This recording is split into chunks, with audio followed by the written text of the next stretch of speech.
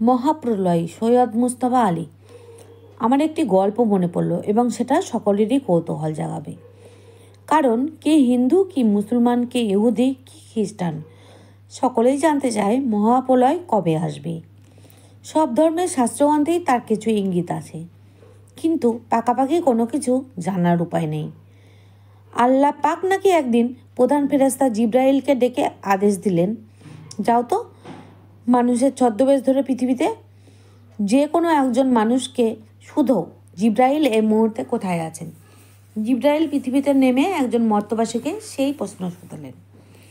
লোকটা কিঞ্চিত বিরক্ত হয়ে বলল, এরকম বেফায়দা প্রশ্ন করে লাভটা তোমার কি? আমার এসব জিনিসে কোনো কৌতূহল নেই, তবে যখন নিতান্তই শুধালে তবে দাঁড়াও বলছি।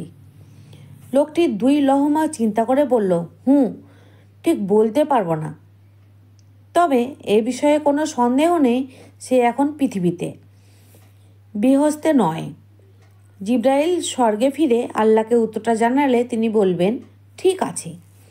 তারপর কেটে যাবে আরও বহু সহস্র বৎসর। তারপর আবার আল্লাহ পাক ওই একই প্রশ্ন একইভাবে শোধাবার জন্য জিব্রাইলকে পৃথিবীতে পাঠালেন।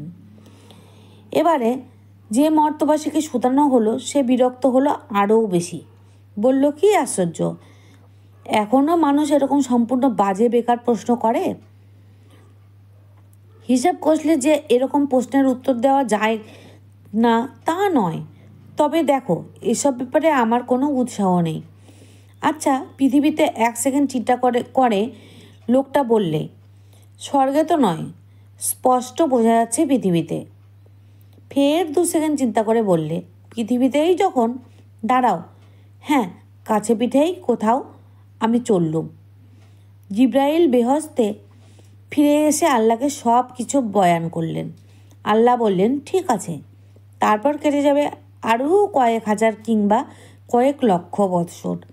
আবার জিব্রাইল সেই হুকুম দিয়ে ধরাভূমিতে আসবেন।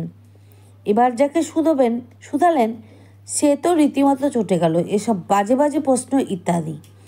জিব্রাইল বেশ কিছুটা কাকতি মিনতি করাতে সে নরম হয়ে বলল, তাহলে দেখি, স্বর্গে নয়, পৃথিবীতে। তারপর আরও 2 সেকেন্ড চিন্তা করে তাজ্জব মেনে বলল, কি আশ্চর্য যে এরকম মশকরা করো।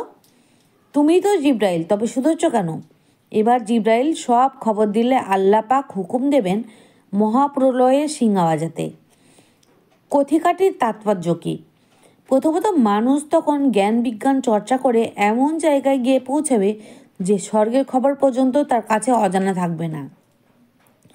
দ্বিতীয়ত, কিন্তু তাবৎ জ্ঞান বিজ্ঞান চর্চার একমাত্র উদ্দেশ্য হবে সাংসারিক, বৈষয়িক, প্র্যাকটিক্যাল জিনিস নিয়ে। ইহলোক ভিন্ন পরলোক, পাপ পুণ্যের বিচার, সে স্বর্গে যাবে না নরকে জ্বলে পড়ে খাক হবে এ সম্বন্ধে তার কোনো কৌতূহল থাকবে না। তৃতীয়ত, যেহেতু সে সৃষ্টিকর্তার অস্তিত্ব, তার ইচ্ছা অনিচ্ছা সম্বন্ধে সম্পূর্ণ উদাসীন, অতএব কল্পনা করা কঠিন নয় যে সে তখন বিশ্বভুবন তার খেয়াল খুশি মর্জি মাফিক নিয়ন্ত্রণ করার প্রচেষ্টায় লেগে যাবে। ফলে হয়তো বেরোবে শত শত আইসমান, কোটি কোটি ঈশ্বর সৃষ্ট জীবকে বিনাশ করতে।